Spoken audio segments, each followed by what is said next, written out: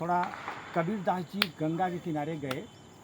गंगा के किनारे जब गए, तो बनारस में ही कबीरदास जी रहते थे ना, तो गंगा के किनारे गए तो एक प्योर ब्राह्मण, बहुत बड़ा पहुँचेला ब्राह्मण, हमेशा धर्म कर्म में मग्न रहता था, पूरा धर्म कर्म में मग्न रहता था। जब भी देखो पूजा पाठ, भगवान का ध्यान, वही सब करता था। उसने जीवन भर पूजा किए बिना कभी भी अन्न ग्रहण नहीं किया, जल भी ग्रहण नहीं किया, जल अन्न ग्रहण नहीं किया बिना पूजा। उसने इतना बड़ा तपस्वी था।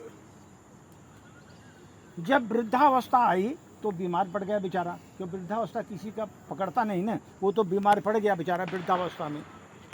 तो बीमार पड़ गया, प्राण निकलने के पूर्व उसको गंगा जल की एक बूंद मिल जाती, सोचा तो उसे सब पाप का नाश हो जाता उसका। अगर एक बूंद गंगा जल का मिल जाता तो उसका जीवन माने स्वर्ग में पहुंच जाता। उसने सोचा, हाँ, और तो प्योर ब्राह्मण उसे मुक्ति मिल जाती सर, तो उसे मुक्ति मिल जाती। तभी सर उधर से घूमते घूमते कबीरदास जी पहुँचे उनके द्वार पर। कबीरदास जी पहुँचे तो उनके घर पर पहुँचे तो कुशल क्षेम पूछा, कैसे हो? अभी बीमार है बेचारा, मरणासन अवस्था में है, तो अभी पूछा कैसे हो भाई? तो वो जो ब्राह्मण थे उसने बोला, बेटा सेवा करवाने का इच्छुक तो नहीं हूँ, लेकिन तुम्हारी सेवा भावना तो है मुझ में। एक लोटा गंगा जल लाकर दे दो मुझे, एक लोटा गंगा जल लाकर दे दो, और मरने से पूर्व गंगा जल का सेवन करूं जिससे मुक्ति मिले मुझे, समझा?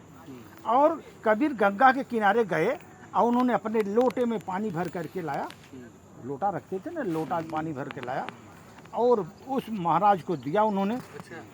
उन्होंने देखा कबीरदास जी अपने लोटे में गंगा जल लाए हैं, तो बोले, तुम्हें अपने लोटे में गंगा जल लाने के लिए कौन बोला?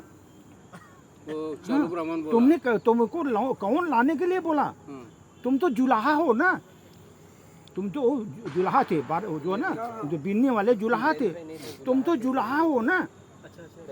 तुमको कौन लोटे में लाने के लिए तुम्हारे लोटे में बोला? लोटे में गंगा जल ग्रहण कर मैं नहीं करूंगा, मैं अपने पापों से मुक्त कैसे हो पाऊंगा? तुम्हारे लोटा जल से पीऊंगा तो सुना, तुम्हारे लोटे के पानी में पीऊंगा तो मैं कैसे मुक्त हो पाऊंगा? तो मेरे पापों का मुक्ति कैसे हो जाएगा? और मेरा धर्म भी भ्रष्ट हो जाएगा।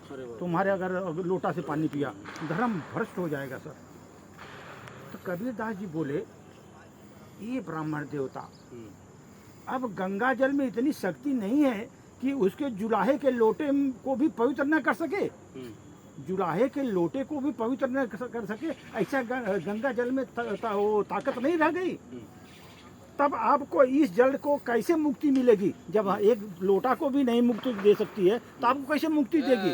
हाँ, तो उन्होंने बोला आपको कैसे मुक्ति देगी? कबीर दास जी का प्रश्न सुनकर सर वो ब्राह्मण निरुत्तर हो गए, उनको कुछ उत्तर नहीं। क्या करेंगे भाई, जब लोटा में उनके लोटा में गंगा जल भरा है, वो अशुद्ध है, और आपको अब उससे आपका मुक्ति नहीं मिलेगी। गंगा जल आपके इनके लोटे को शुद्ध नहीं कर सकता, तो आपको कैसे शुद्ध करेगा? समझा ना सर?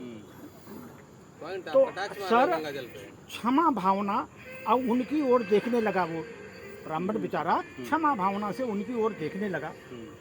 ये कहावत है सर, माला फेरे तो जुग भया, फिरा न मन का फेर, तन का मन का डाल दे, तन का मन का डाल दे, मन का फेर। समझा सर? मन का फेर। अब ये खाली माला खाली डोलाने से तो थोड़ी आदमी पवित्र हो जाता है, महान हो जाता है, बहुत बड़ा सत्यवादी हो जाता है। अरे मन में भी साफ होना चाहिए आपका। कहने मतलब उन्होंने जो बताया सर, आपके मन में जो तपस्या की भावना है, मन में शुद्धता लाइए। हाँ, ठीक है, बहुत बढ़िया, थोड़ा कबीर जी का